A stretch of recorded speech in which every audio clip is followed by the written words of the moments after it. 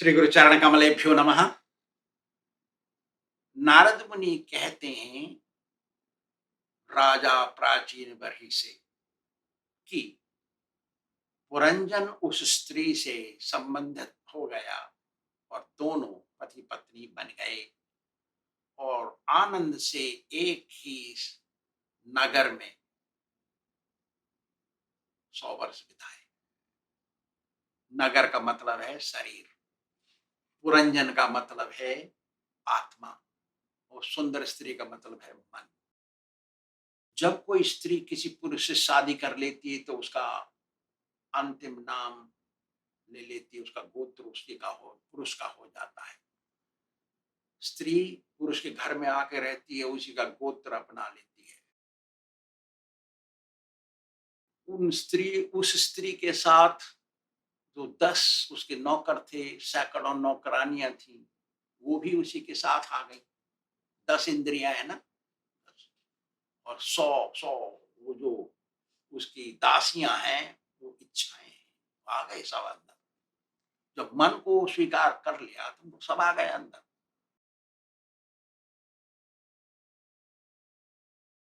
पुरंजन के साथ मतलब आत्मा के साथ रहने लगे।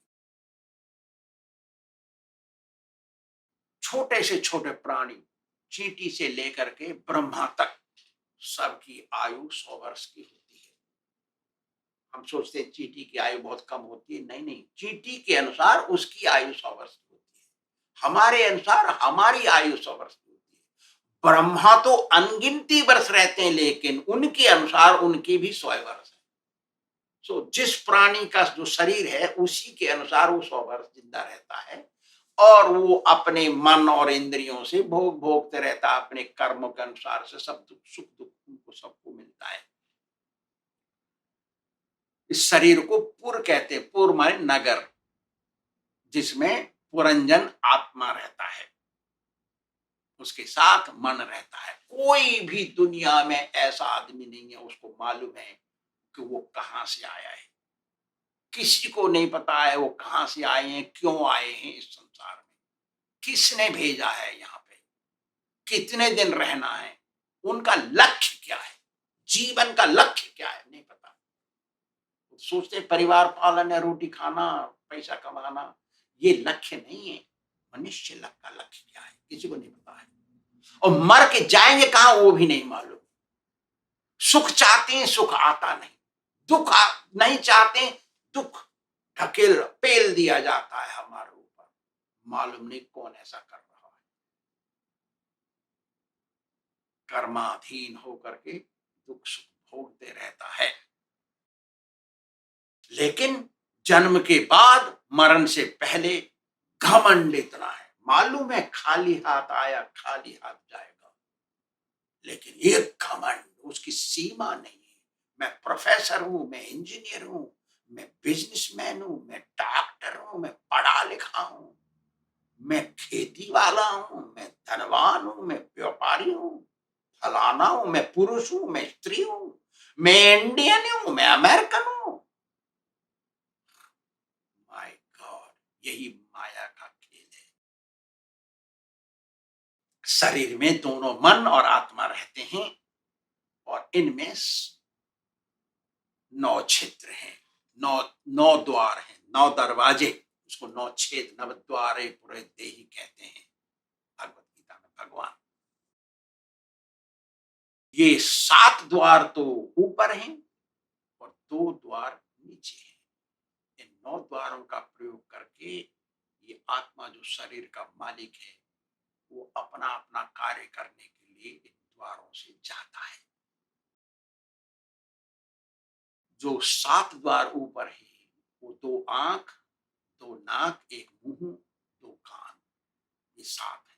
और नीचे के द्वार हैं वो 2 छेद, एक पखाना करने का, एक पेशाब करने का। इसमें 5 द्वार तो पूरब को हैं, 2 आंख, 2 नाक और 1 मुंह। नाक नहीं, 2 नहीं है, नथुने कहो, 2 नथुने और 1 मुंह। 5 द्वार तो पूरब को हैं, एक उत्तर को है, ये कान, माया कान। माया कान उत्तर। ढकान दक्षिण का द्वार है, दक्षिण का दरवाजा, दक्षिण का छेद, और दो हैं पश्चिम को। सामने वाला एक पीछे वाला दोनों पश्चिम है, मतलब नीचे। ये है गुज द्वार जिसे पखाना जाते हैं, एक दूसरा द्वार है जननेन्द्रिय द्वार जिसे बच्चा बनाते हैं या पेशाब करते हैं।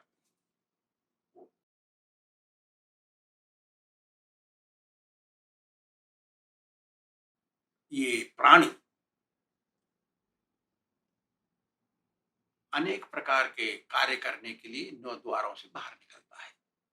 नारद मुनि कहते हैं, ये प्राचीन बरही, मैं समझाता हूं तुमको कि 9 द्वार क्या वस्तु है, क्या करने के लिए बनाए हैं। सुनो, बोल रहे हैं। देखो, जैसे एक लालची चोर नहीं सोचता है चोरी करते समय कि वो जेल जाएगा, लेकिन करता है चोरी और जेल जाता है। फिर जैसे मछली को पता नहीं वो मर जाएगी, इस कांटे को पकड़ने से, कांटे में थोड़ा सा कीड़ा लगा देते हैं और फेंक देते हैं पानी में, डोरे से हुक को फेंकते हैं वो, और फिर मछली आती है उसको पकड़ती है और मर जाती है, नहीं छूटती। जैसे हिरन, हिरन बांसुरी की आवाज सुनता है, म्यूजिक शिकारी का, और सोचता है हाँ वंडरफुल, और फंस जाता है जाल में।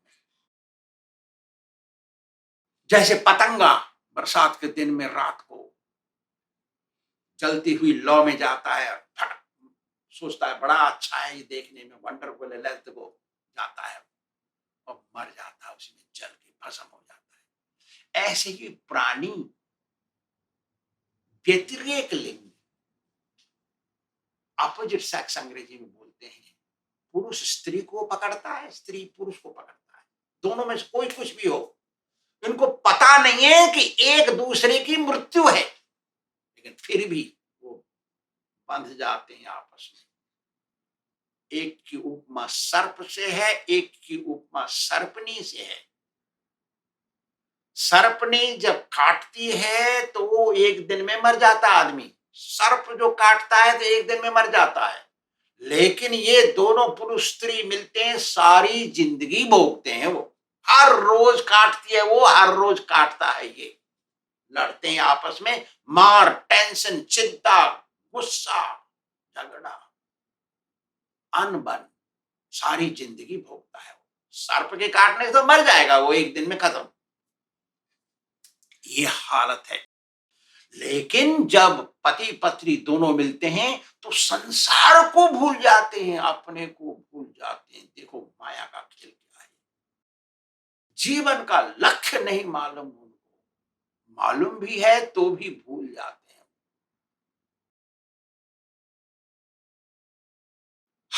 इतना कष्ट होने पर भी देखते हैं दुनिया कष्ट भोग रही है, पति पत्नी में झगड़ा होता है, माँ बाप में झगड़ा हो रहा है, बेटा देख रहा है, फिर भी वो शादी करना चाहता है। देखिए क्या तमाशा है, सब कोई शादी करने के लिए लालायित रहते हैं।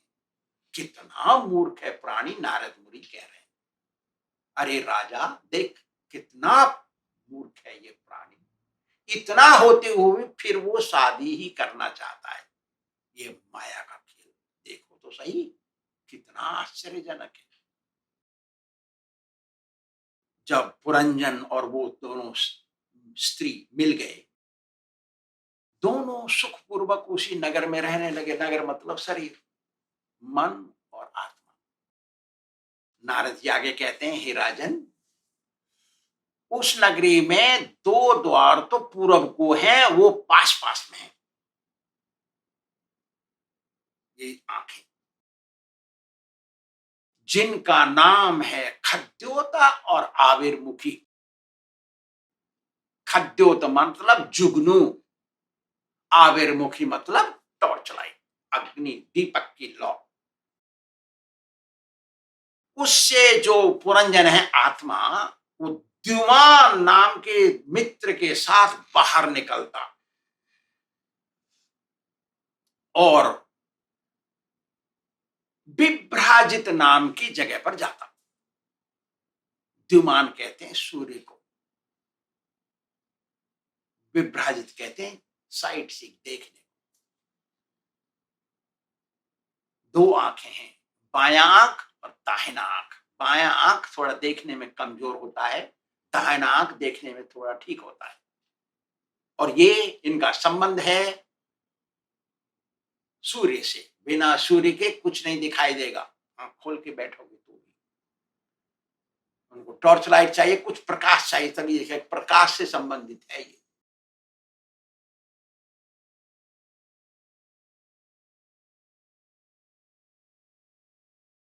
ऐसा करते हुए फिर वो जाता है दूसरे के पास। कौन है? प्रकृति। प्रकृति की सहायता से ही वो देख सकता है कुछ।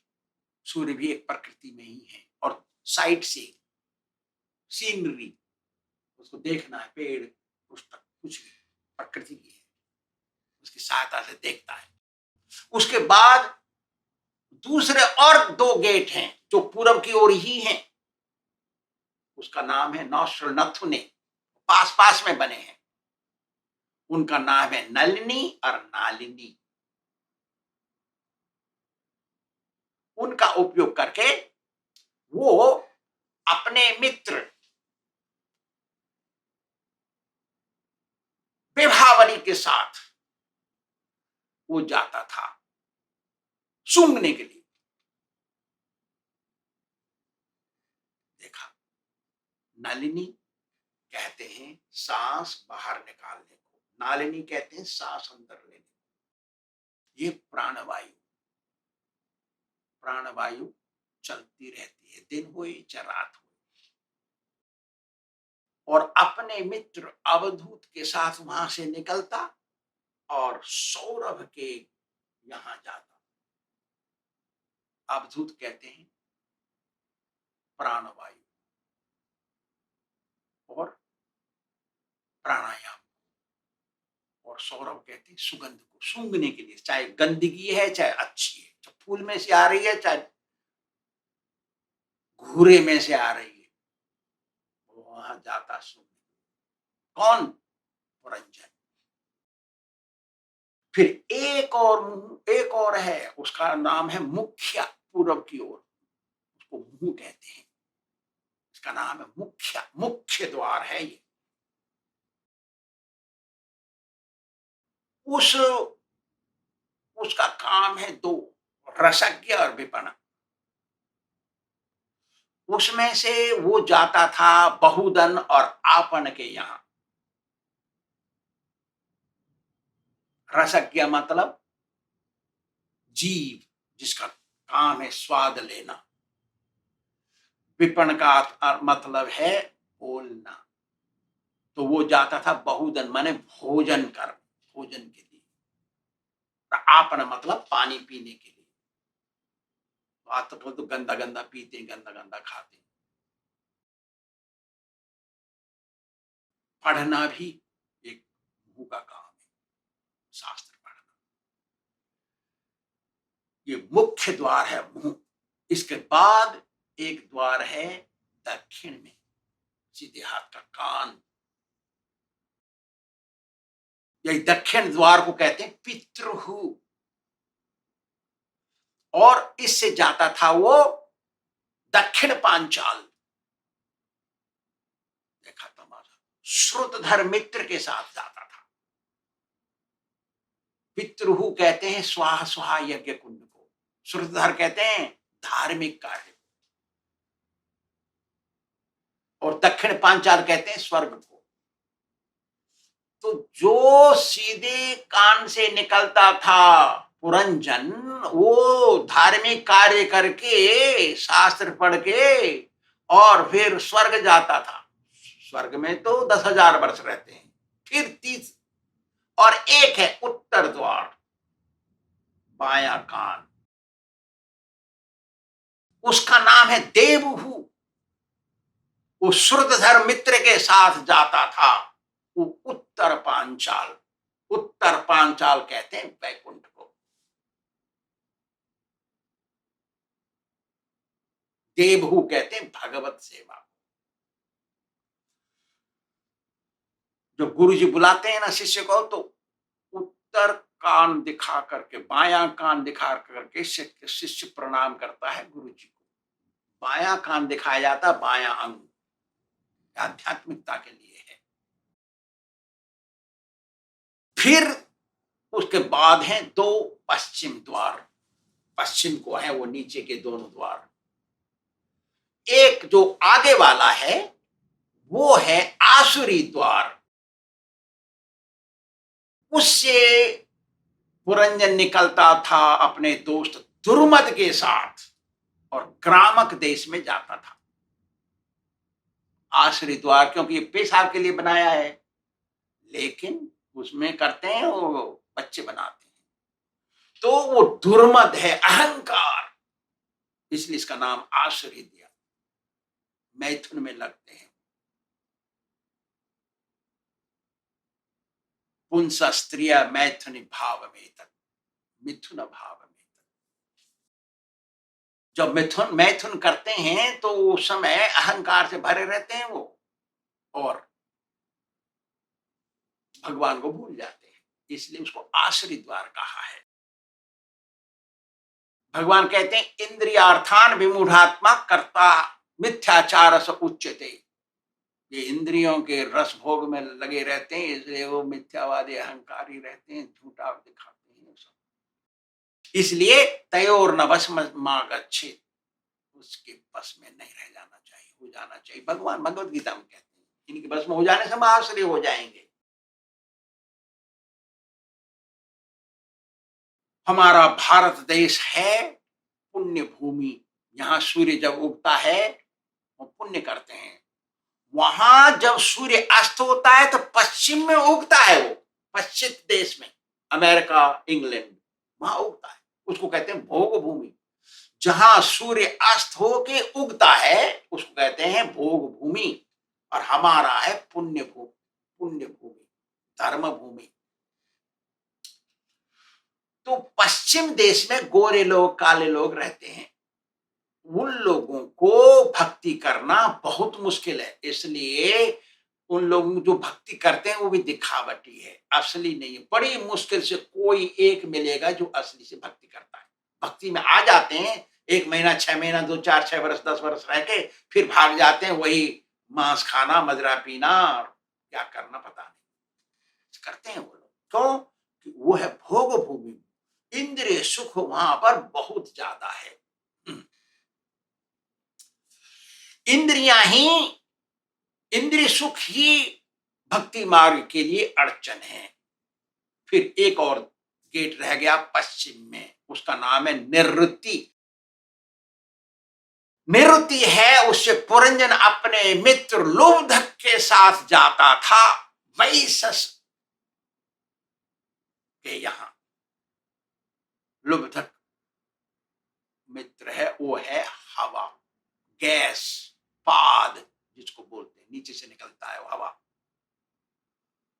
और निवृत्ति बोलते हैं पखाना।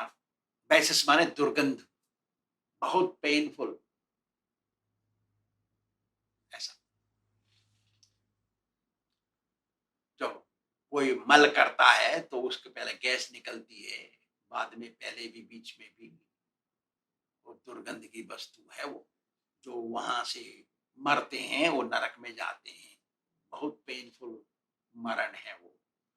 गरुड़ पुराण कहता है ऊर्ध्व छिद्र गत प्राणा स्वर्ग प्राप्तिम नरोत्तमा, अध छिद्र गत प्राणा नरकम भृषदारणम। जो ऊपर के छेदों से मरता है, जो मुंह खोल के मरता है, या आंखें खोल के मरता है, या कान, नाक में से खून निकल के मरता है, या कानों में से खून लेके मरता है, तो वो स्वर्ग जाता है। तो स्वर्ग में 10,000 वर्ष रहता है, फिर वहां भी मरता है, फिर यहीं आता है। इसलिए स्वर्ग जाना बुद्धिमानी नहीं है। तो कोई पूछे क्या लक्षण है स्वर्ग से आया ये आदमी, तो उसका लक्षण है स्वर्गे स्थितानाम च इह लोके चत्वारि चिन्हानि वसन्ति दान प्रसंगो मथुरा च वाणी देवार्चनम ब्राह्मण तर्पणम च। 4 लक्षण होते हैं।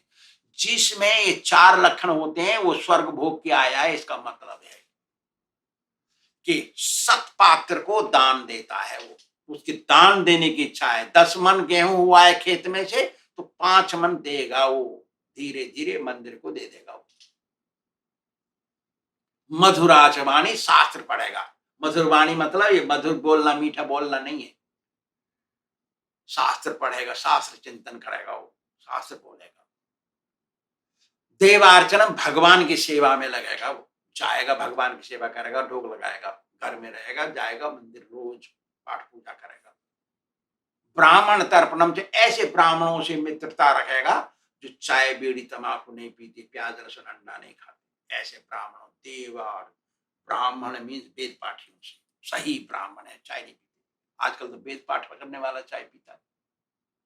अच्छा, और जो नीचे के छेद से मरता है, पेशाब करके, टट्टी करके, वो आदमी नरक जाता है, वहां 60,000 वर्ष रहता है।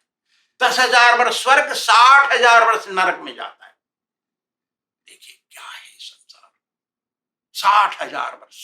हाँ, फिर वहां से फिर वहां खत्म हो जाता है उसका कर्म, तो यहां भेज देते हैं। अब प्रश्न उठता है, कैसे मालूम कौन नरक से आया है?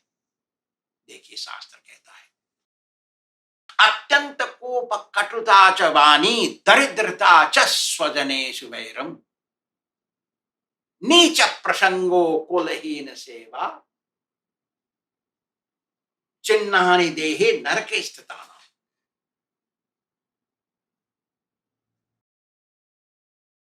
अत्यंत, हर समय क्रोधित रहता है, बड़ी बुरी तरह हर समय जलता है क्रोध से, जो नरक से आता है, क्योंकि वहां इतना कष्ट पाया है ना, वो आता है या क्रोधित रहता है।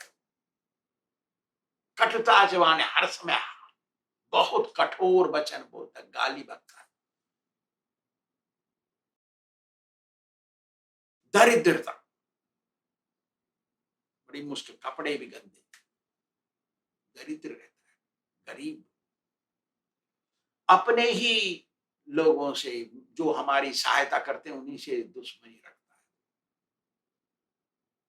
नीच लोगों की सेवा करता है और बुरे लोगों से दोस्ती करता है, ऐसा। लेकिन इसके अलावा एक और है जिसको वैष्णव कहते हैं। वो वैष्णव ना तो स्वर्ग जाता है ना नरक जाता है, वो वैकुंठ जाता है। वो कभी भी मरे, कहीं से भी मरे, किसी भी दरवाजे से निकले, नीचे से जाए या ऊपर से जाए, कभी भी जाए, कहां भी जाए, उसके लिए कोई नियम नहीं है, वो तो वैकुंठ जा चाहिए। उसका नाम है वैष्णव। वैष्णव माने विष्णु का आदमी, भगवान का आदमी, वो है वैष्णव। उस समय हर समय भजन करेगा वो, इसलिए वैष्णव बनना सबसे श्रेष्ठ है। वैष्णव की शुरुआत होती है हरे कृष्ण कृष्ण कृष्ण हरे हरे, हरे राम राम राम हरे हरे, भजन करना। धन्यवाद। श्री राधा गोविंद भगवान की